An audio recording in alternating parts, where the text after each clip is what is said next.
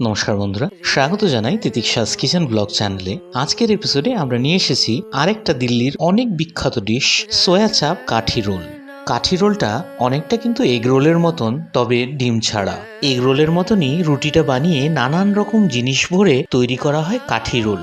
ডিম ছাড়াও যে রোল এত সুন্দর হতে পারে আপনি না খেলে বিশ্বাস করতে পারবেন না। সুতরাং পুরো এপিসোডটা দেখুন শেখার জন্য। বন্ধুরা, এর আগের এপিসোডে আমরা দেখিয়েছিলাম সোয়া চাপ কি করে তৈরি হয়। না দেখে থাকলে উপরে লিংক দেওয়া আছে, দেখে নেবেন। সোয়া চাপগুলোকে একটু গরম করে বা স্টিম করে নিয়ে এভাবে করে ছোট টুকরোয় কেটে নেবেন। এই যে সবকটা সোয়া চাপ একদম ছোট টুকরোয় কাটা হয়ে গেছে। এবার ম্যারিনেটটা বানানোর জন্য আমরা নিলাম 2 চামচের মতন টক দই। এই দইগুলোকে একটুক্ষণের জন্য আমরা কাপড়ে ঝুলিয়ে রেখেছিলাম, যাতে সম্পূর্ণ জলটা বেরিয়ে গেছে। এরকম দই নিলে কিন্তু ম্যারিনেটটা খুব ভালো হয়। না পেলে আপনি টক দইও ব্যবহার করতে পারেন। এবার দেওয়া হলো 1 চামচের মতন সর্ষের তেল। তেলটা দিয়ে এই দইটাকে সর্বপ্রথম মিলিয়ে নেব। সাথে দেওয়া হলো 1 চামচের মতন শুকনো লঙ্কা গুঁড়ি, গরম মশলা 1 চামচ, 1 চামচের মতন ভাজা জিরে পাউডার, আর 1 চামচের মতন কাসুরি মেথি। কাসুরি মেথিটাকে হাতে ঘষে দিলে স্বাদটা বেড়ে আসে। দেওয়া হলো 1/2 চামচের মতন হলুদ আর 1/2 চামচের মতন বিট নুন, সাথে 1/2 চামচের একটু কম নুন। এগুলোকে খুব ভালো করে মাখলেই কিন্তু আজকের সোয়া চাপটার ম্যারিনেট তৈরি হয়ে যাবে। এই যে ম্যারিনেটটা তৈরি হয়ে গেলে এবার কাটা সোয়া চাপগুলোকে এটার মধ্যে দিয়ে খুব ভালো করে মাখিয়ে নিতে হবে। এরকমভাবে ম্যারিনেট তৈরি করে সোয়া চাপ মাখিয়ে কিন্তু আবার আপনি রেফ্রিজারেট করে প্রায় 24 থেকে 48 ঘন্টা রাখতে পারেন। দিয়ে দেওয়া হলো 1 চামচের মতন আদা রসুন বাটা, সাথে আর্ধেক লেবুর রস। ব্যাস, এগুলোকে মাখলেই আমাদের ম্যারিনেশনটা একদম রেডি হয়ে যাবে। এটাকে ঢাকনা লাগিয়ে 30 মিনিটের জন্য ছেড়ে দেবেন। এবার কাঠি রোলটা বানানোর জন্য আমরা নিলাম প্রায় 1/2 কেজির মতন ময়দা। এই ময়দাটাকে খুব ভালো করে মেখে নিতে হবে, তবে ময়ম দেওয়াটা ভুলবেন না। ময়মের জন্য আমরা নিলাম এখানে 2 চামচের মতন ঘি আর 1/2 চামচের মতন নুন। ঘি আর নুনটা দিয়ে আগে খুব ভালো মতন ময়ম করে নেবেন। ময়ম ছাড়া কাঠি রোলটা ভালো হবে না। ময়মটা ভালো করে হয়েছে কিনা দেখার জন্য এভাবে মুঠ বেঁধে হাতে দেখে নেবেন। মুঠটা বাঁধা গেলে মানে ময়মটা ভালো মতন হয়ে গেছে। এবার প্রয়োজন মতন জল মিলিয়ে এটাকে একটা খুব সফট ডোয়ের মতন তৈরি করে নেব। এই যে এটা তৈরি হয়ে গেছে। এবার 1/2 চামচের মতন ঘি মাখিয়ে এটাকে সেট হওয়ার জন্য 15 মিনিট যাবত আমরা ঢাকনা লাগিয়ে ছেড়ে দেব। এপাশে সোয়া চাপটা বানানোর জন্য একটা ফ্রাইং প্যানে আমরা নিলাম 2 চামচের মতন সাদা তেল, সাথে দেওয়া হলো 1 চামচের মতন বাটার। তেলটার মাখনটা গলে গেলে এই সোয়া চাপগুলোকে দিয়ে ভাজা শুরু করবেন।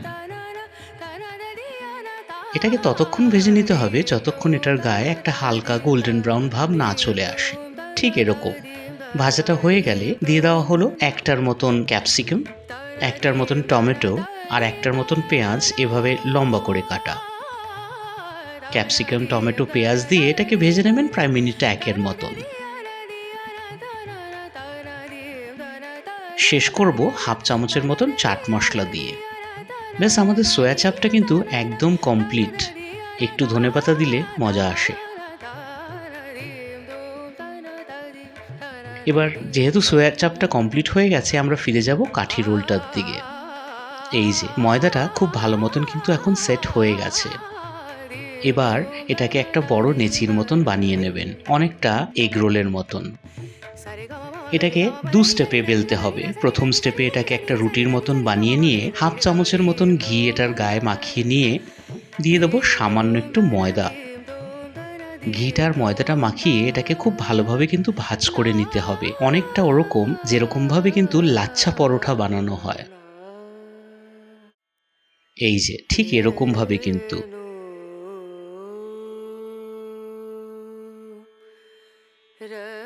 এরকম ভাবে সম্পূর্ণ রুটিটাকে ভাঁজ করে এবার এটাকে হাতে টেনে একটু লম্বা করে এভাবে করে পেঁচিয়ে নেবেন।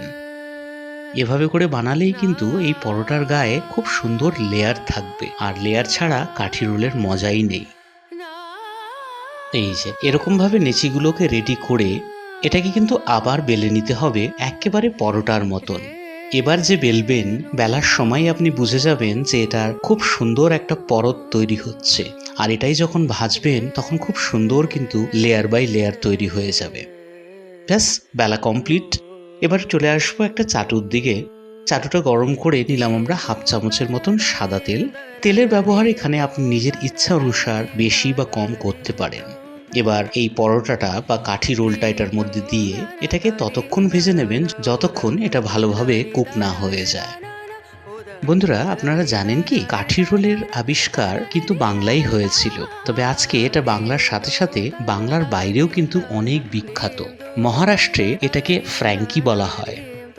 কাঠি রোলটার মধ্যে যাবতীয় জিনিস ভরে বানানো যায়।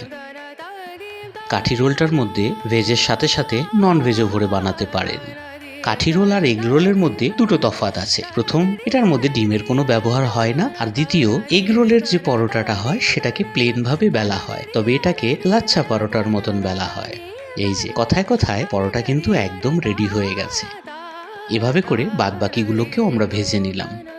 এই যে দেখুন কি সুন্দর করে পরত তৈরি হয়ে গেছে পরোটাটার মধ্যে। এবার আমরা প্লেটিং করব। সর্বপ্রথম নেওয়া হলো 1 চামচের মতন টমেটো সস। টমেটো সসটা দেওয়ার পর আমরা দিয়ে দিলাম এই ভাজা সয়া চাপগুলো।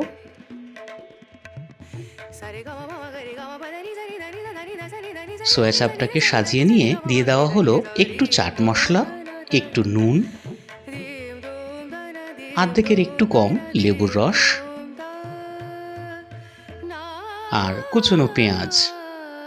এখানে পেঁয়াজের সাথে সাথে দেওয়া হলো কয়েকটা টমেটোর টুকরো আর মেয়োনেজ। আমাদের টেস্টের হিসাবে এটা বেস্ট ফিলিং হচ্ছে। আপনি নিজের টেস্টের হিসাবে কয়েকটা জিনিস বদলাতেও পারেন। এবার এটাকে পেঁচিয়ে নিয়ে একটা কাগজে পেঁচালেই কিন্তু আমাদের কাঠি রোল একদম রেডি হয়ে যাবে পরিবেশনের জন্য। ব্যাস, পরিবেশন করুন একদম গরমাগরম। আপনার গেস্টরা একবার খেলে আঙ্গুল চাটবেন।